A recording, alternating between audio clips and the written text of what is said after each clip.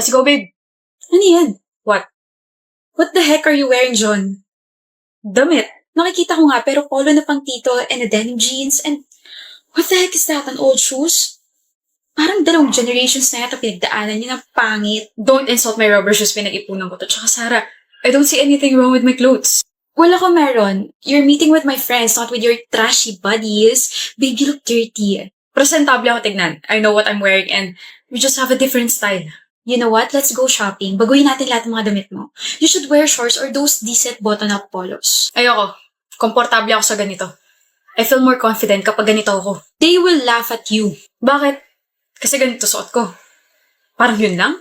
Eh ano naman kung tawanan nila ako? Eh ganito gusto ko suotin eh. You don't understand. Ano ba hindi ko maintindihan ha? Sige nga Sarah. Ano yung hindi ko maintindihan? Yung itsura mo, tsaka yung pananamit mo. It matters to me because you're now carrying my name. Ano na lang sasabihin ng mga bago kong friends sa akin kapag nakita nilang ganito suot mo? Magiging katatawanan ako, John. So this is about you naman pala. Mas importante pa yung sasabihin nila. Eh, hindi ko naman ganito dati ah. Sabi mo you love the way I present myself. Ano nangyari? Siyempre nagbago na ako ng lifestyle because of my new friends. I mean, they are popular and I can see that. ang hirap mo naman pakisamahan, John. Kung ayaw mong baguhin kita, pues magbabago na lang ako ng boyfriend. Okay. What?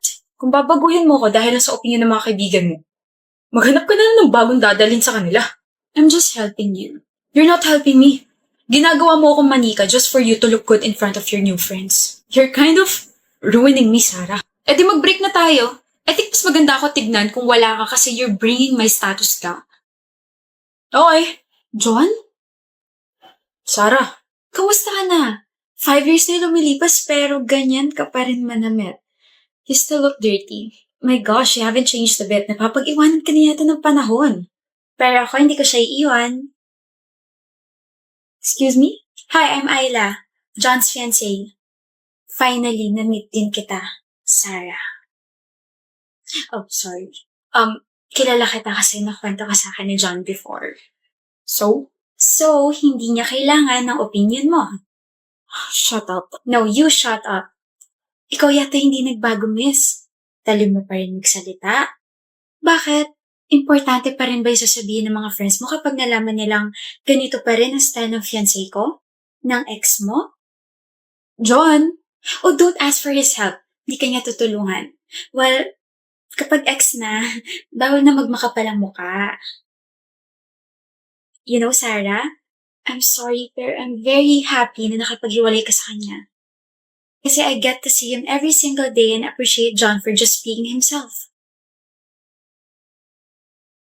Kaya umalis ka na dahil ang sakit mo sa mata. Whatever. Whatever. Ginagawa mo? Papapansin sa'yo. Napansin na katatabi. Michael, will you marry me? No. Okay. Nagpapapansin ka na naman ba kaya? Hindi, no. Ikaw na kaya yung nagpapapansin sa akin. Ngayon napansin na kita, pwede mo na ako maging crush. Utak mo may ubo na naman. Michael, Ano? will you marry me? No. Okay. Ano na namang ginagawa mo? Shh, dinadasalan na kita na sana magustuhan na kita kasi kawawa ka naman. One-sided lang kasi yung feelings mo for me eh. Akala ko ba gusto mo ko? So, ina-acknowledge mo na talaga yung presence and feelings ko for you. Will you marry me, Michael? Ewan ko sa'yo. Hindi na no yung sagot mo. Ibig sabihin may chance na ako. Wala. May hinahanap ka? Oh, yung pake ko. Nandito sa bulsa ko. Ako hinahanap mo, no? Feeling. Aminin mo na. Wala akong aaminin. Ako meron. Nag-iipon na ako para sa kasal nating dalawa, no? Ito ang ipon ko. May 10 pesos na. Uy! 110 pesos na. Good luck sa pag-iipon natin. Michael, Hmm, will you marry me? maybe.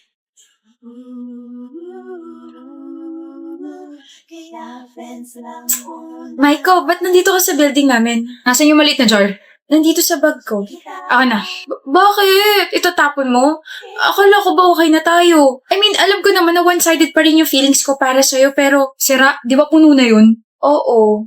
Nakabili na kasi ako ng mas malaking plastic jar. Tapos nakahanap na ako ng part-time. Wait, naghanap ka ng part-time job? Bakit? Para sa kasal natin. Ha? Masipag ako kaya. Mukhang mapapadali kasal natin ah. Teka, Maiko. Bigay ko sa'yo yung jar mamaya. Will you marry me? Pakakasalan kita kaya. I received a wedding invitation from your ex. Like, ang kapal naman ng mukha niya. Best friend mo ko, so bakit niya ako sasandan, di ba? Wedding will happen sa Batanes. Like, ang ganda ron. Tapos sabi sa invitation, magkakaroon daw tayo ng all-paid expense trip. Jewel, wait, hindi ka ba naka-receive ng invitation? Oh my gosh. Bakit ka ba tinatanong? Sorry for being insensitive. Ex mo nga pala si Maiko. Of course, he won't invite you. Hi love, sorry I'm late. Hi, Maiko. Hi, Maiko? Maiko? Yes? Wait! Kayo pa rin? Nag-break ba tayo, mahal? Buwan ko dyan, nagbago lang ako ng book, tsaka 7 buwan na kami hindi nagkita kung ano yung mga pinagsasabi. Wait a minute! Di ba ikakasal ka na, Maiko? Oo, okay kaya. Tsaka hindi ako papayag na hindi siya sa akin ikasal. Huh? What did I miss? Ito yung nangyayari kapag hindi tayo masyado nakikita, no? Ano yun? Sabi sa invitation, Maiko and Christina. O sino si Christina? Oh. Sorry na, best friend. May alak pa yata sa utak ko. And believe na nawala sa isip mo na Christina Kaya Alvarez yung full name ko. Na magiging Mrs. Christina Kaya A. Castro. Shh! Mamaya ka sa akin. Ano ba? Sa harap ko pa talaga? Gusto ko rin ng she fell first but he fell harder na trope. Lord! Maghabol ka rin kasi. And mag-propose agad. Pag nagkaroon ako ng jowa, magpapagupit din ako at ibabalik ko ang hair ko sa black. Kaingkit! Hoy, Aiko. Aiko! May kaibigan ka ba single? Oo, bakit? May kaibigan ako single. Alam mo na gagawin mo? Malamang. Pero, hindi naman siguro sila tanga para hindi ma-realize na sinet up natin sila, di ba? Oo, tama. Hindi sila tanga. Marirealize din nila yun. Pero ayun nga, gawin natin tong mission success, okay? Okay. Nagkaka-develop na ba sila, Aiko? Parehas na nakangiti. Mukhang nagkayayaan na kumain. Success! Oh my gosh. Tara na, uwi na tayo.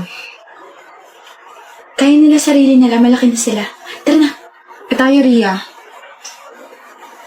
Kaya tayo makaka-developan. Sira ulo. Bagay naman tayo ah. Tao tayo, tanga. Hindi ka mabiro, no? Pwes ang bantot ng joke mo.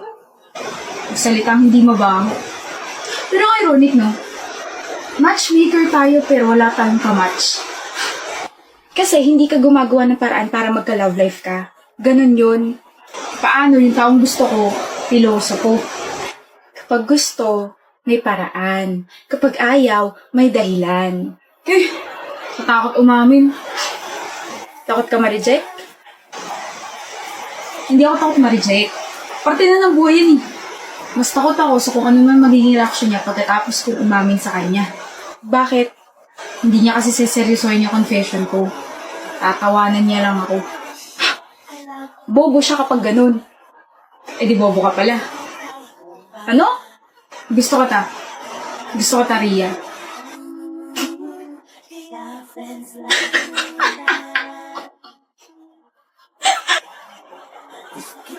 See? I told you. Kapag umamin ako, tatawanan mo lang ako. Gets mo na. Pero don't feel bad. Please. Okay lang ako. Ganun talaga. Nagiging tuloy tayo para sa dalawang tao, pero yung sarili nating tulay, hindi natin maasikaso. Kaya tara na, umuwi na tayo. Natawa ko pero hindi ko naman sinabi na hindi kita gusto. At ano? Tara na. Nagutom ako bigla. Tara na. Pang ilan na yan? Pang-anim na. Hindi mo pa rin alam kung sino naglalagay? Hindi ko mo tsempohan eh. Tinry ko pumasok na maaga pero nakapatong na agad yung flower sa desk ko. Kakaintriga naman, kainis. Sana all. Chad? Oh. Ikaw ba nag-iiwan ng mga flowers sa desk ko? Natanggi ko yung desk mo. Nalaglag to bulaklak kaya pinulot ko. Awe. Tunog dismayado ka yata. Ine-expect mo ba ako naglalapag ng mga basurang bulaklak dyan sa desk mo? Basura? Oo, bakit? Hindi lang yan yung basura. Pati yung nagbibigay, basura rin. Di ka man lang mabigyan ng totoong bulaklak. Bitter ka lang siguro. Hindi ako bitter. Bitter ka, Chad. Bakit ako magiging bitter ako nakapag-break sa'yo? Visit? Bakit ba ako nakikipag-usap sa'yo? Bakit nga nakipag-break ka sa akin? Girl, walang iniwan na bulaklak sa desk mo ngayon. Bakit kaya? Obligado ba yung taong yun na mag-iwan? Oo, hindi man lang pinaabot sa Valentine's. Ay, nabitin kilig ko. Olivia, pupunta kaming mall. Sama ka? No, may pupuntahan ako eh. Sino kaya yan? Tao po. Tao po. Ano ba yun? Chad, Ginagawa mo rito. absent ka kasi. O ano naman sa'yo? Ngayon ka lang umabsent so I got worried. Ay, mas ka na. Well, hindi ako aalis hanggat hindi mo inaaman na ikaw talaga yung naglalapag ng mga bulaklak sa desk ko. Nagsasabi mo dyan. Bakit ka may hawak na bulaklak na katulad nyo sa akin? Anak ng gatas naman. Easy. Oo na. Sa akin galing yung mga yun. Okay na. Umalis ka na. Mahal mo pa rin ba ako? Anong klaseng tanong yan? Chad naman kailangan ko malaman. Kailan ba ako tumigil na mahalin ka? Uy, bakit ka nakapag-break sa akin kung ganon? Tinawag mo pang basura yung mga handmade flowers pero ikaw rin pala yung gumawa nun. Di kita maintindihan. Baka tawanan mo ako eh. Nung Christmas, may nagpadala sa'yo ng 24 roses, di ba? Hindi ko tinanggap yun, sinauli ko yun. Alam ko. Sinoli mo naman yun pero insecure ako eh. Pakiramdam ko hindi ako karapat dapat para sa'yo. Kaya yun, pagkatapos ko makipag-break sa'yo, nagalit ako sa sarili ko. Bang iniisip ko nung time na yun. Tapos napagdesisyonan ko na mag-part-time sa isang fast food chain para kapag nagbalikan na tayo, may mabibigay na ako sa'yo. Tapos bumili ako ng materials pang crochet kasi yun yung kasya sa budget ko eh. Kaya pasensya na kung You're more than enough, Chad. You, your efforts, your love are more than enough. Kaya instead of breaking up with me, tell me more about what you feel. Hindi naman ako mapapagod na bigyan ka ng assurance eh. sorry For what? sa pagiging rude ko sa'yo for more than 1 month. Wala yun. Oh. Dala mo palagi yan? Aba, oo naman. 9 na flowers ko. Thank you. Will you go out with me this Valentine's, Olivia? Huh? 9 words yun, kaya 9 flowers binigay ko sa'yo. Bakit sa Valentine's pa? Alam mo naman sa araw ng mga patay. Ano yun? Para patay na patay ako sa'yo. Visit ka. Sa Valentine's Day dapat ako makipagbalikan sa'yo kaso nabuking mo na ako eh. Kaya magde-date na lang tayo. Tayo na ba ulit? Oo! Hindi pa ba? Siyempre, tayo na ulit. Pakutos nga isa. Kiss muna.